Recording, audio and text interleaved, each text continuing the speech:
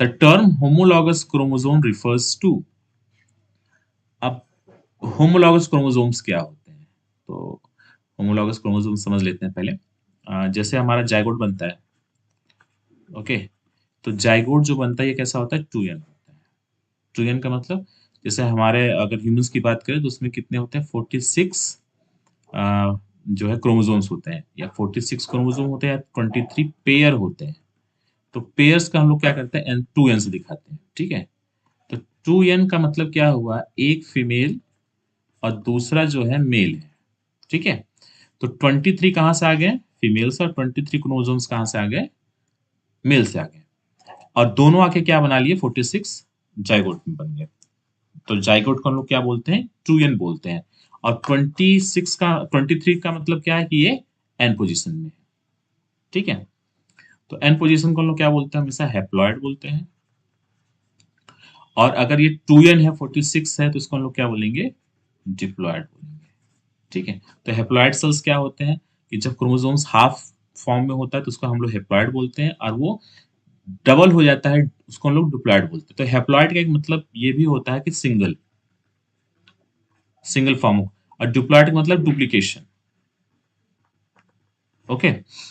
तो क्रोमोसोम्स की अगर हम बात करें तो देखो, जो क्रोमोसोम नंबर 1 होगा फीमेल का, ठीक है, फीमेल में मान लो क्रोमोसोम नंबर ये 1 है, ठीक है।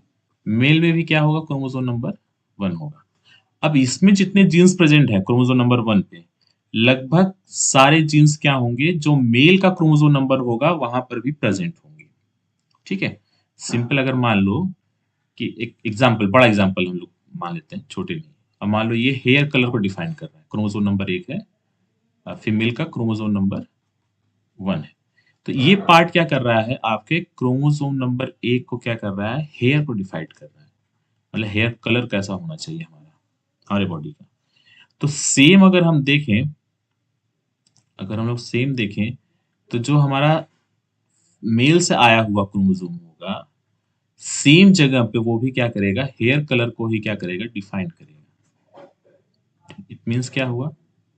इट मीन्स ये हुआ कि जो जीन्स प्रेजेंट है हेयर कलर्स के लिए, वो कहाँ प्रेजेंट है? क्रोमोसोम नंबर 1 भी प्रेजेंट है। वो मेल से आया या फीमेल से आया, ठीक है। अब कौन एक्सप्रेस होगा वो तो क्रॉसिंग ओवर में डिफाइंड होगा, या उसके बाद डिफाइंड होगा कि कौन जो है एक्सप्रेस हो रहा है। लेकिन हमेशा आपको याद रखना है कि ये जो क्रोमोसोम नंबर 1 है फीमेल से, और दूसरा जो क्रोमोसोम नंबर 1 है मेल से, ये दोनों आपस में लगभग आइडेंटिकल होते हैं, इसलिए इसको हम लोग क्या बोलते हैं? होमोलॉगस बोलते हैं।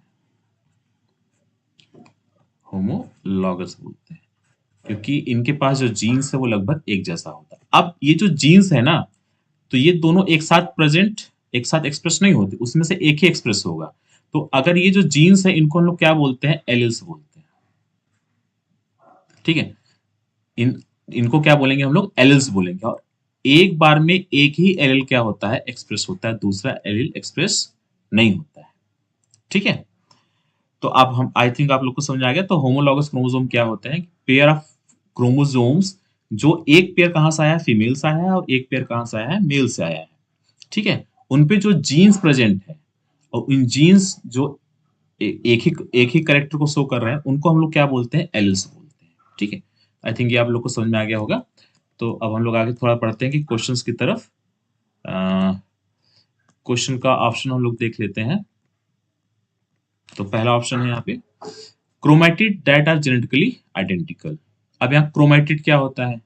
देखो, जब मेटाफेज में क्या होगा, जो हमारे एक क्रोमोसोम के मान लो हम लोग बात कर रहे हैं, एक क्रोमोसोम्स जो है 4 जो है स्ट्रक्चर में कन्वर्ट हो जाता है। तो एक दूसरा जो स्ट्रक्चर होता है ना, उसको हम लोग क्या बोलते हैं? क्रोमैटिड बोलते हैं। एक सिंगल स्ट्रक्चर को हम लोग क्या बोलेंगे? क्रोमैटिड बोलेंगे।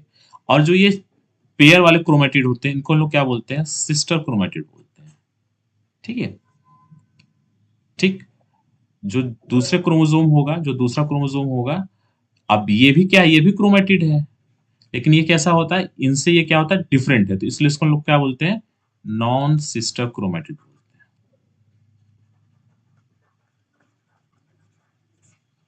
ठीक है। तो chromatid that are genetically identical. अब देखो, क्रोमैटिड ये दोनों क्या है? एक ही क्रोमोसोम की बात हो रही है, इसलिए यहाँ पे हम लोग इसको ऑप्शन को गलत मान के चलते हैं। दूसरा chromatid are attach at the centromere. Centromere से तो सारे क्रोमेटिड अटैच होते हैं। Chromosome inherited from the same parent. Same parent, देखिए यहाँ पे लिखा हुआ है सेम पेरेंट। सेम पेरेंट से क्या होता है, हमने आपको बताया दो डिफरेंट पेरेंट होने चाहिए, एक फीमेल एक मेल होता चाहिए। लास्ट ऑप्शन क्या है, chromosome with the same genes but potentially different alleles. Yes, अब डिफरेंट एलील्स का मतलब क्या है कि दो सेम जीन्स तो है लेकिन दोनों क्या है, डिफरेंट एलील्स है। और इसलिए ऑप्शन क्या है आपका, D is the correct answer. और इसका अगर हम एक्सप्लेनेशन देखें तो इसका एक्सप्लेनेशन है आपका, homologous chromosome carry the same genes but may have different alleles.